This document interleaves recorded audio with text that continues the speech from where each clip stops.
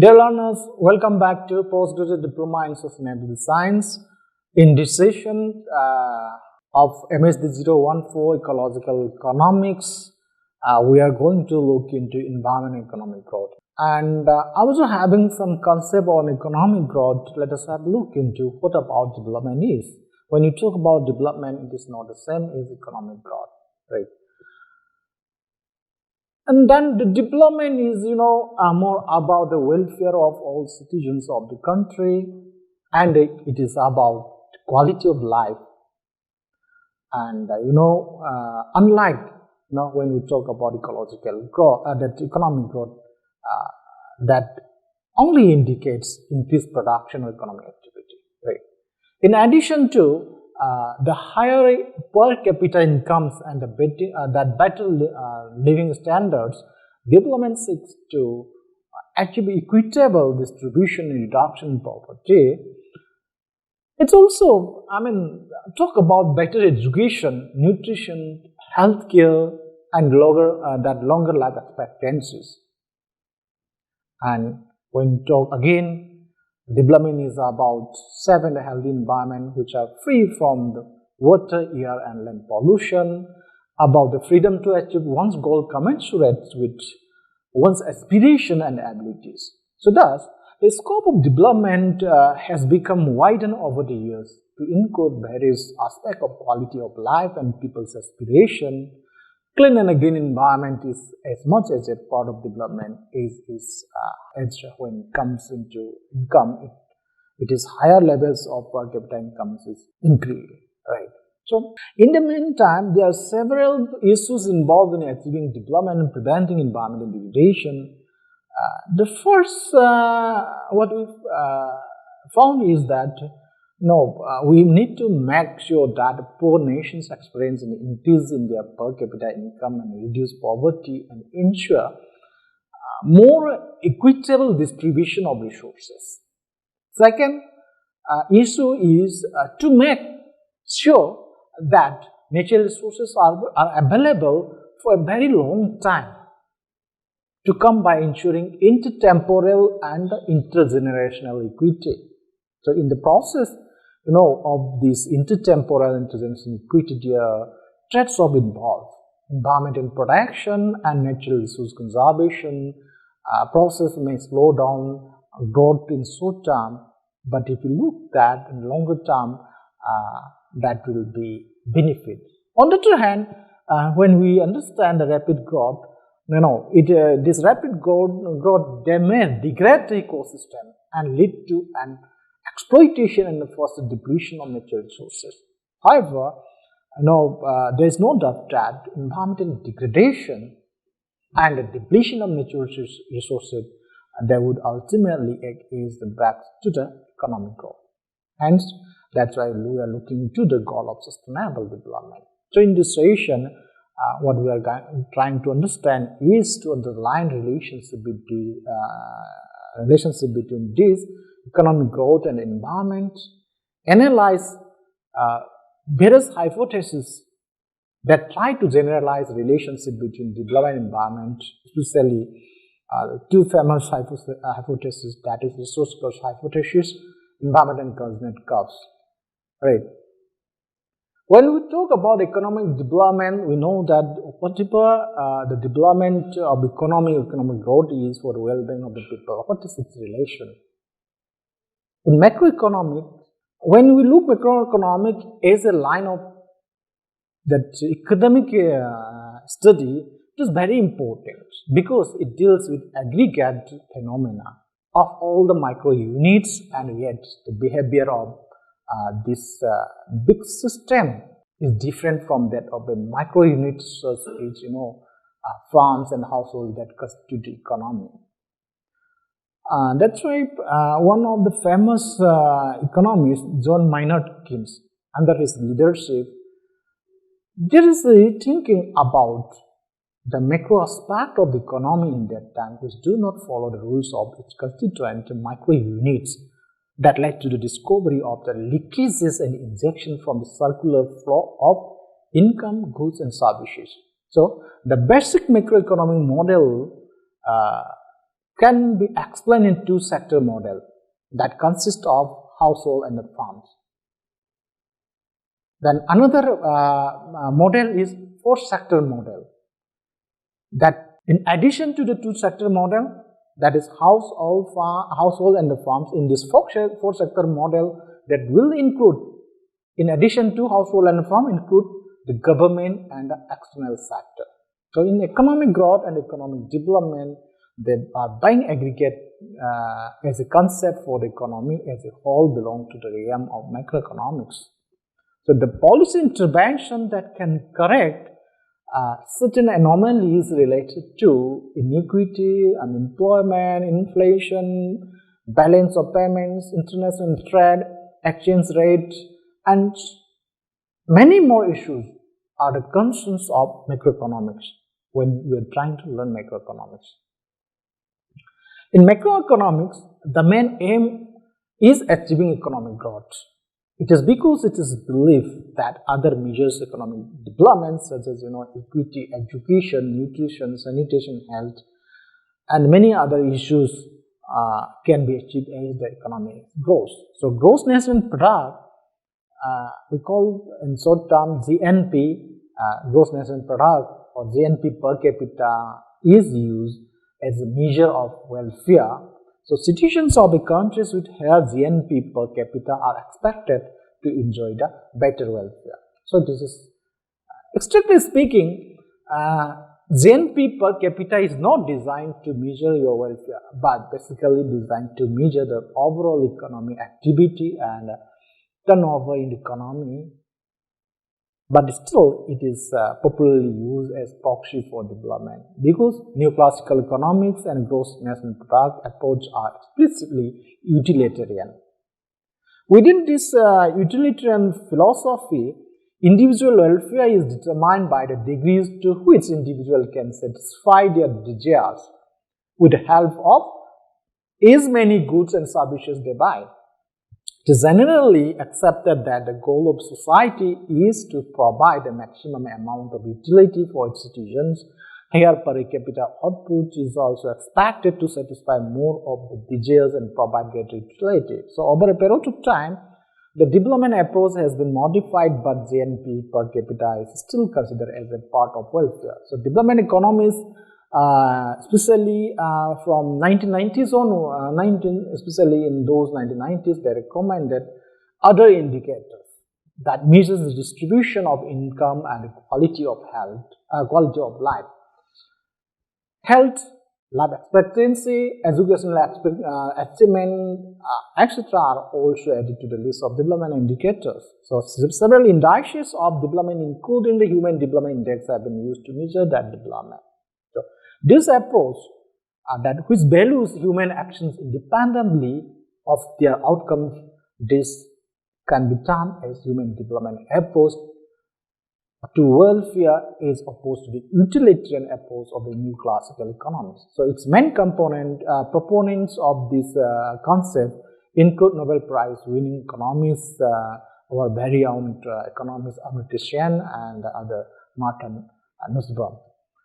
Their argument is that capabilities and functioning are critical to welfare. When we talk about functioning, it is about human achievements or the quality of living achieved, the one which is said by them. When we talk about capability, it includes about states of being and opportunities of doing. So this is in basic contrast to what the utilitarian theory of the new classical economics.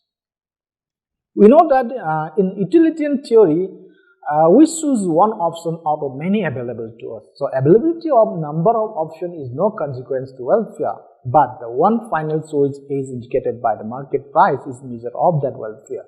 So the human development approach is less concerned with the actual choice, that actual different choices that people make than with the options they have and the freedom to choose from. So the market is placed only one of many spheres in which choice is important. Though there is considerable amount of literature on this subject, it is not easy to measure welfare as functioning of the people of a country in a meaningful and comparatively sense, in a comparative sense. So as people's aspiration differ from one community to the other. Many attempts have been made to measure functioning and capabilities. So more recently, we will see branch of development economics is also born that called the Microeconomic of Development, and it has been introduced to look at the welfare aspect of the micro units such as household and individual, and explain their suboptimal behavior under constraint of resources that would prevent them from maximizing their welfare. So this branch of development economics is expected to help policy makers to decide which of the policy options work better. This is how economic development is looking towards the well-being of the people, right? Then again, if we look into the how this economic growth, economic development, and welfare are interlinkages. In what we talked in the beginning, that the finding of GNP as an adequate measure of development. So some economists develop a direct index of welfare that's called as measure economic welfare (MEW) and tested its correlation and with GNP over the period of, especially as an example, is 1929 to 1965 for United States. Those economists, they found that for the period as a whole, this GNP, gross national product, and this measure economic welfare, they were indeed positively correlated for every 6 units of increase in GNP, right? There was on an average a 4 unit increase in MEW for the United States of America. Means for every 6 units of increase in GNP, there was on an average a 4 unit increase in that's MEW, measure economic welfare. Of that, the case study they conduct in United States in the year from 1929 to 1965. Then after that, after 20 years later, Daly and Cobb, their famous economists, revisited that issues and developed an index of sustainable economic welfare. In that time, they used measure economic welfare as an index. Here, Daly and Cobb bring new concept, new index of sustainable economic welfare. In the new index of sustainable economic welfare, they have also found that if one takes only the 18 years of the earlier series from 1947 to 1965, the positive correlation between GNP and MEW falls dramatically. So in this period from 1947 to 1965, a 6 unit increase in GNP yielded an average of only 1 unit increase in that measure economic welfare, that is MEW. This suggests that GNP growth at this state in the history of US, that United States, may be quite an inefficient way of improving economic welfare. That is certainly, you can say, less efficient than in the past.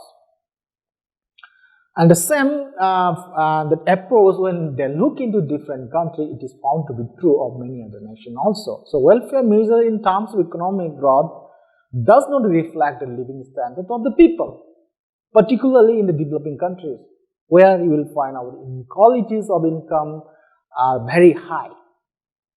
Even if you look into the United States, especially during the 1990s data, that clearly shows a widening of the income inequality.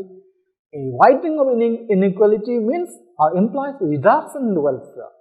Thus, the statistical evidence over years is clearly so for many countries a divergence between welfare and economic growth. So, if the measure of development welfare has to also reflect the state of environment, it should incorporate environmental cost, suffer and welfare reduction experience, right? That is how we have to understand the relation of this human welfare, economic growth, that economic development. So, the degradation of environment also reduces the welfare, thus the GNP growth is less relevant as a welfare indicator at the turn of the century than ever before.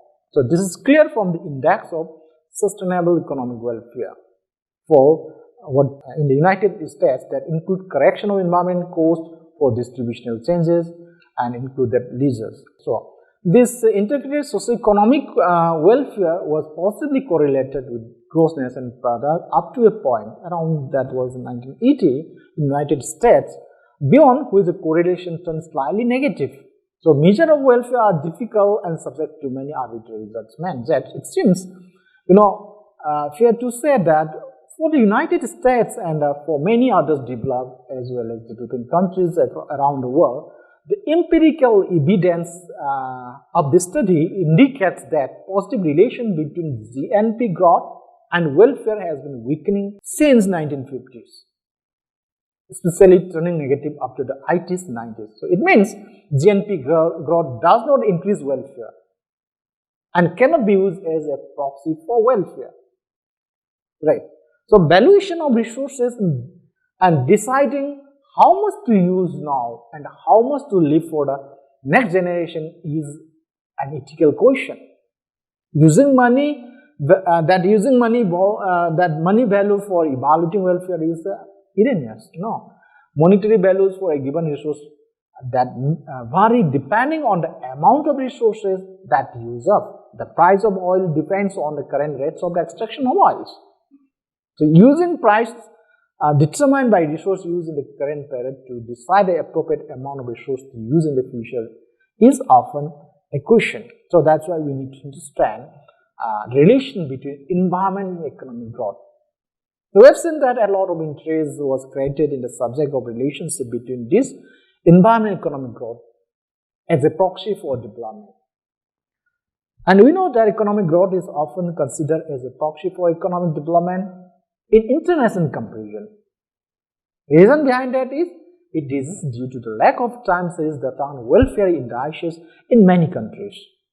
Several controversial hypotheses are put forward by economists. Evidence was produced in the favor of the hypothesis as well as against it. And two of the very famous hypotheses are resource cost hypothesis and Cosmetic. This resource cost hypothesis is one of the controversial hypotheses that argues that natural resources abundance or endowments does not necessarily result in high economic growth.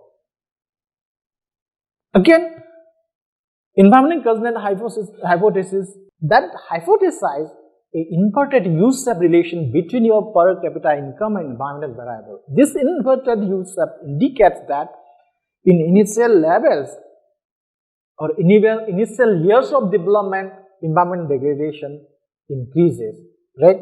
But up to a certain level beyond which it starts declining. So both hypotheses were of limited or to certain situation, both hypotheses, and they work well for certain period in their history and cannot generalize of all the nations across the world. But if you look into the importance into that hypothesis, it is worthwhile knowing. That is one of the these two hypotheses are very much important to understand from the lens of sustainability. When we come into resource cost hypothesis in detail, let us come into what exactly is resource cost hypothesis. What is this hypothesis? We know that natural resource wealth is necessary for economic prosperity. Natural resource abundant economies tends to grow at a slower pace if the economy depends excessively on natural resource exploitation. When natural resources are abundant, the world over the prices of the primary product are lower than the manufactured product, and the terms of trades are normally against the primary products. Thus, in that way, undermine the advantages. Right. However, as the resource gets scarce, the prices go up, and terms of trade turn in favor of these resources, as in the case of oil. The countries that manage their wealth better would benefit. All the same, the past experience of the countries dependent on natural resources wealth was not encouraging. Some economists found that the countries rich in natural resources, such as Russia, Nigeria, and Venezuela, they experience growth of lower magnitude. So countries that base their economies on natural resources tend to be example of developmental failures. In contrast, countries that had only limited access to natural resources, like Japan, Hong Kong, Korea, Singapore, Switzerland, they experienced remarkable high economic growth rates. So Some countries rich in oil reserve, gas or tropical forests used for timber production had been comparatively less prosperous. However, there are many exceptions to this rule. Ideally, if you look, the resource rent may be used for the construction of the road, modernization of telecommunication systems, health and education programs to achieve higher rate of growth. Several countries that did not benefit from their natural wealth. The 19th century resource booms in Latin America, it stimulated the economic progress. Similarly, the Industrial Revolution in Great Britain and Germany, that was possible only because of the vast deposit of ore and coal. Some of the recent example is Norway manages its natural resources abundance well and convert it into economic prosperity. Iceland also experienced sustained growth. Based on the literature of review then available in the publication in the based on the study available in literature across 38 countries using only logarithm of income per capita in the year 1975, and the natural resource abundance represented by the share of mineral production in GDP 1971 as a proxy show highly significant and negative relationship between economic growth and dependence on natural resources.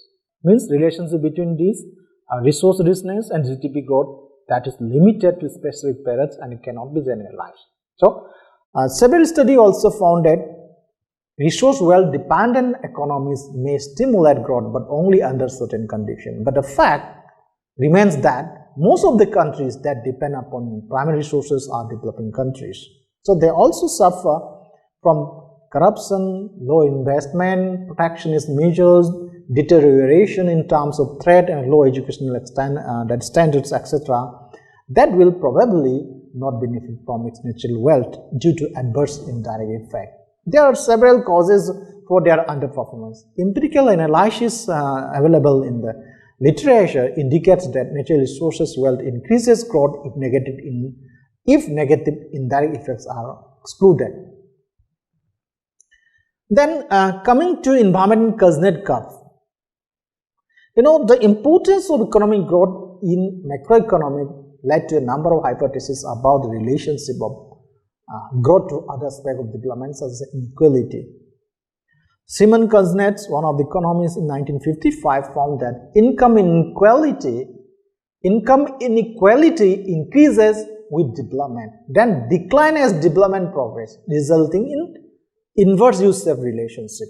So his empirical findings became the basis of the hypothesis that as economic development progresses, inequality declines and poverty reduction occurs, though inequality rises initially. The theory, this environment Cosmetic curve, has a strong and optimistic policy implication that the less developed countries need not make special efforts to reduce poverty and inequality.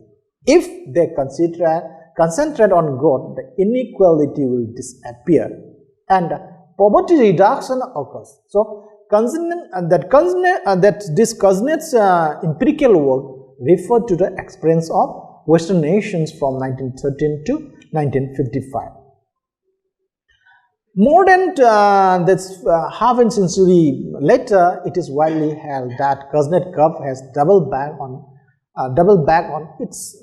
itself for the United States, showing a reversal of the trend after 1970, when the inequality started increasing. Consequently, many economists they have become skeptical about the applicability of this Cosmetic hypothesis and the universal law relating to development and income inequality.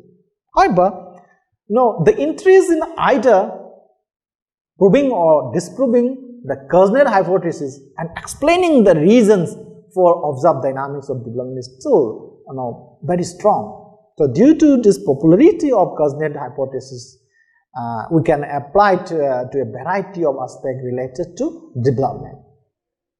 According to this environment Cosmetic hypothesis, as economic growth proceeds, the environment damage first increases, then levels off, then declines. That you see here in this diagram, The basis for hypothesizing is that the structure of the economy at different stages of economic growth tells us changes. The argument of this environmental cosmetic hypothesis is that at low level of per capita income, economic growth involves industrialization, so the more energy and other raw materials are extracted from the environment, leading to increasing amount of resource exploitation and the waste insertion into the environment. On the other hand, it is, if you look into the recent historical experience of the high income of OECD countries, that the structure of the economy has changed with growth, so that the manufacturing sector has got relatively smaller and the service sector became relatively bigger. So modern high income economies are sometimes refer as post-industrial, right, in recognition of to this particular environmental cosmetic hypothesis. So since the service sector is less natural resource intensive than the manufacturing sector, its expansion at the expense of the manufacturing sector, they would imply the economy extracting less from the environment and hence inserting less waste into it. Right. The second aspect is that as people become better off, so they are willing and able to spend more of their income on improving environmental quality. As the per capita income increases, basic needs are increasingly satisfied and people have money to spend on luxuries and willing to pay for waste recycling, water treatment and other taxes levied to reduce air pollution or water pollution. People are more likely to be concerned about the quality of the environment.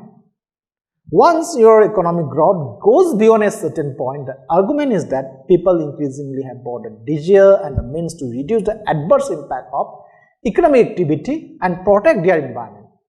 The third argument is that if you look into certain historical experience of many of the high income OECD countries, there has been a shift within manufacturing away from basic raw material processing towards activities requiring more highly trained labor and more technologically sophisticated capital equipment.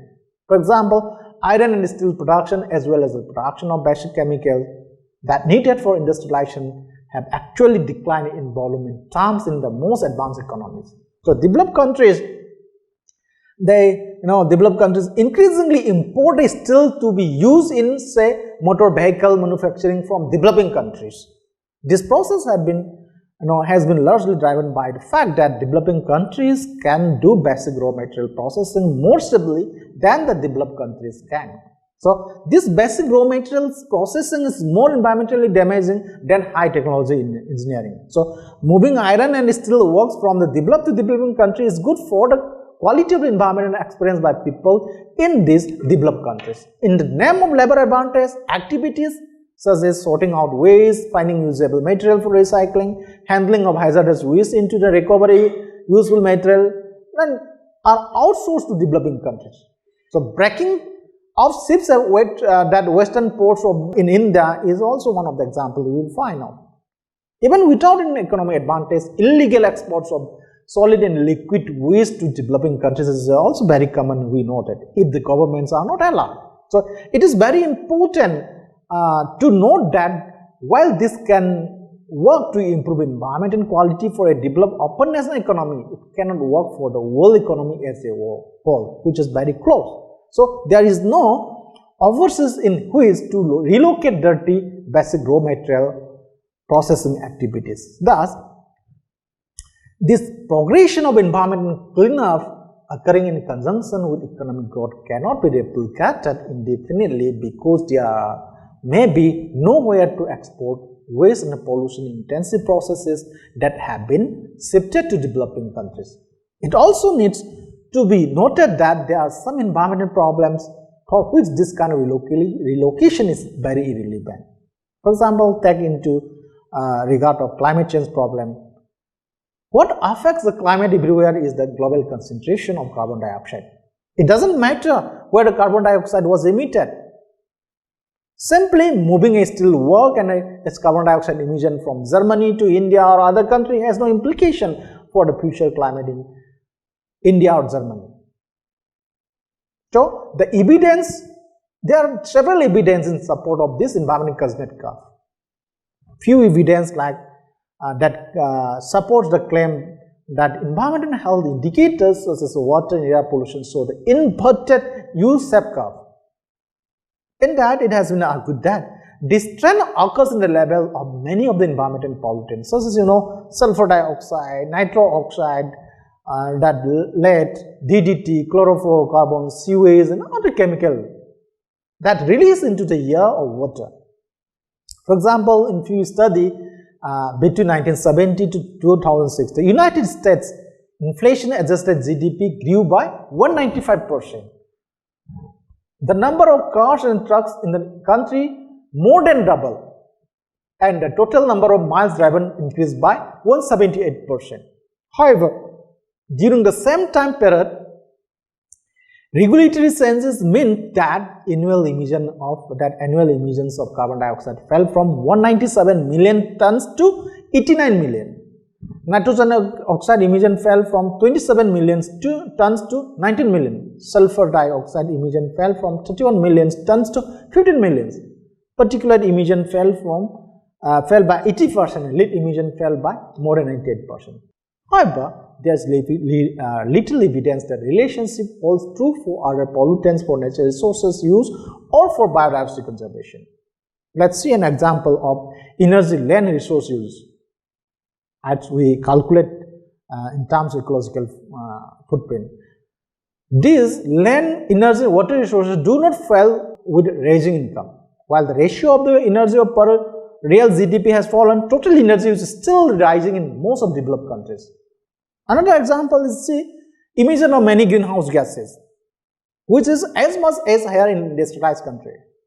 In addition, the status of many key ecosystem services, which is provided by ecosystem such as freshwater provision and regulation, soil fertility, fisheries, they have continued to decline in developed countries. In general, what we can say, Cosmetic curves have been found for some environmental health concern like air pollution, but not for others such as landfills and biodiversity. So, advocate of this environment Cosmetic curve argues that this does not necessarily invalidate the hypothesis. The scale of the Cosmetic curves may differ for different environmental impacts in different regions. In contrast, a thermodynamically enlightened ecological economics suggests that outputs of degraded matter energy are an inescapable consequences of any use of matter and energy. Some of those degraded outputs will be noxious waste, and whether and how their production is eliminated depends more on regulatory schemes and technologies that is used than on income or production levels, right? So, deforestation, if you look into example deforestation, it appears to follow a Cosmetic curve among countries like with a per capita GDP of $4,600, net deforestation has ceased to exist. And there are number of criticism again on environmental Cosmetic curves. Their arguments still valid in US, still new. The argument is still struggling to attain income level necessary to prioritize certain environmental pollutants such as carbon emission, which have yet to follow in environmental Cosmetic curves in case of US.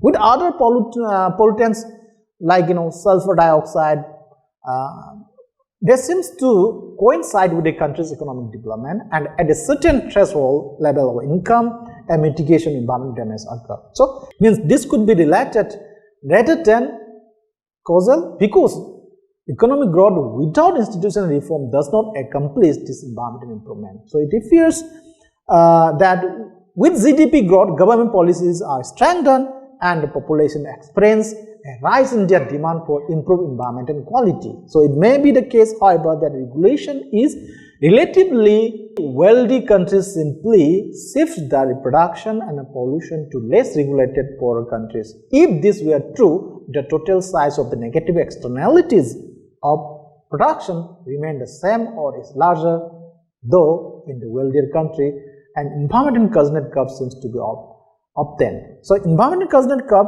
have been found to be applicable to only certain types of pollutant that create localized problem like lead, sulfur. So, there is a greater response to cleaning up. As a country develops, the marginal value of cleaning up such as pollutants makes a large direct improvement to the quality of citizens' lives. Conversely, reducing carbon dioxide emission does not have a dramatic impact at local level. Hence, environmental Cosmetic curves does not apply to carbon dioxide emission.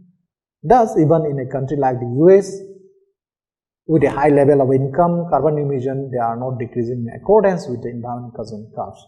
So, some of the economists like Adroni, James and Eric Levinson argue that the traditional inverse U-shape is actually an N-shape. When longer term time scales are evaluated, just as the case of Cosmetic curve, which is seen to be doubling on itself. Right. So, the pollution increases as a country develops and decreases once the threshold GDP is reached.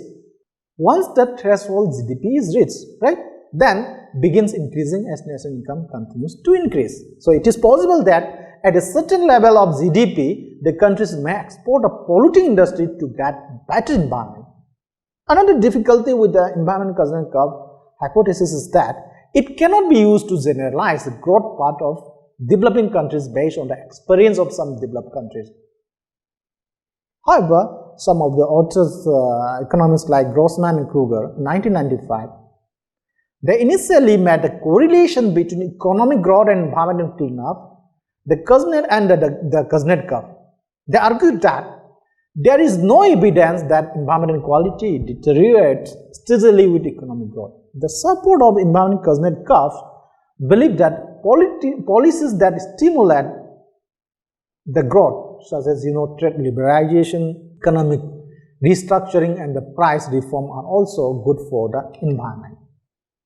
So, if I summarize this session, we can summarize in this way that economic growth and economic development are not the same, as development includes more aspects that cannot be measured by growth. But still, economists use economic growth as a proxy for economic development, as there exists a correlation between the two.